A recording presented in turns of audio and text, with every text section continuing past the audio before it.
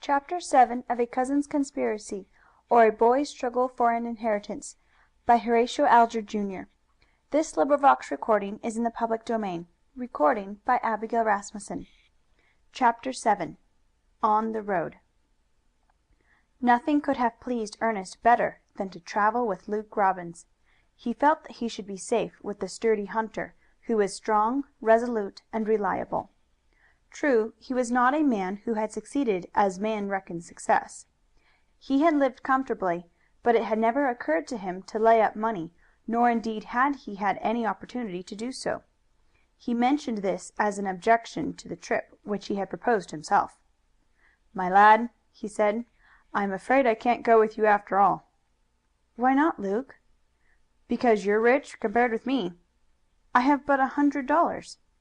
"And well, lad, I'm ashamed to say so, but I have only 15." "We'll share and share alike, Luke." "No, lad, Luke Robbins is too proud to live upon a boy. I reckon I'd better stay at home." "But I want you to go and take care of me, Luke. How can I travel alone?" Luke brightened up. "That puts a different face on it, Ernest. If you think you need me, I'll go." "I do need you." "Then go I will. But one thing is understood. I won't take any of your money." "There won't be any trouble on that score." So the two prepared for their trip. Ernest, with Luke's help, purchased an outfit, and on the morning of the third day the two started out together, neither having a very definite idea where they were going except that their course was westward.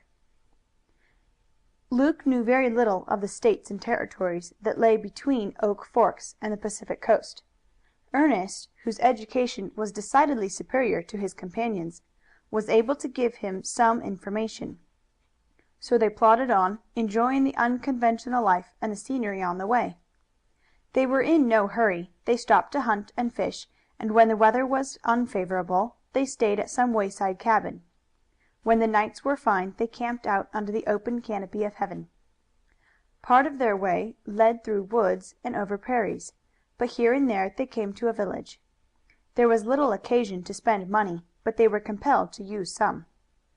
One day, some weeks from the time when they had started, Luke turned to Ernest with a sober face. "Ernest," he said, "I think you'll have to leave me at the next poorhouse." "Why, Luke?" "Because my money is nearly all gone. I started with $15. Now I have but $1." "But I have plenty left." "That doesn't help me." "I want to share it with you, Luke." "Don't you remember what I said when we set out, lad?" "What was it?" "That I would not touch a dollar of your money." "Then do you mean to leave me alone, Luke?" pleaded Ernest reproachfully. "You are a boy and I am a man. I am 40 years old, Ernest. Is it right that I should live on a boy less than half my age?" Ernest looked at him in perplexity. "Is there no way of getting more money?" he asked. "If we were in California now, and at the mines, I might make shift to fill my purse. But there are no mines hereabouts." "Let us keep on, and something may turn up," said Ernest. When this conversation took place they were approaching Emmonsville, a thriving town in Nebraska. As they walked through the principal street it was clear that something had happened which had created general excitement. Groups of people were talking earnestly, and their faces wore a perturbed and anxious look. "What's the matter?" asked Luke, addressing a well-to-do appearing man. "Haven't you heard of the bank robbery over at Lee's Falls?" "No."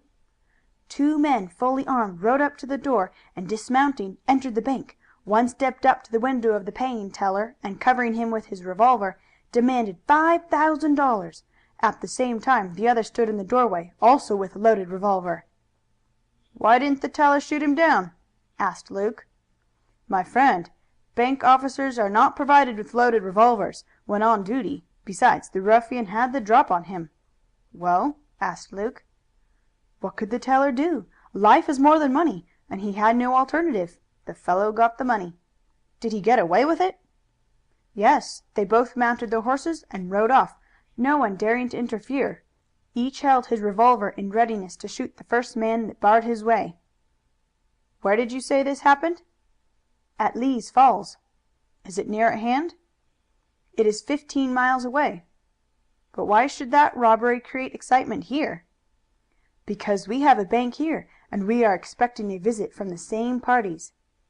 "Who are they?" "They are supposed to be the Fox brothers, two of the most notorious criminals in the West.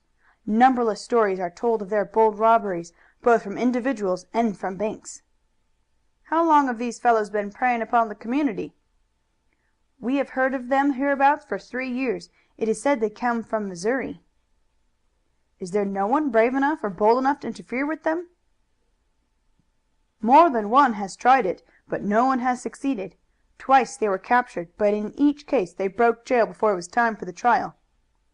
"It seems to me you haven't many men of spirit in Nebraska." "Perhaps you think you would be a match for them," said the citizen in a sarcastic tone. Luke Robbins smiled, and handled his revolver in a significant way. "If you think you can kill or capture them, stranger, there's a chance to make a good sum of money." "How is that?" $1,000 is offered for either of them, dead or alive."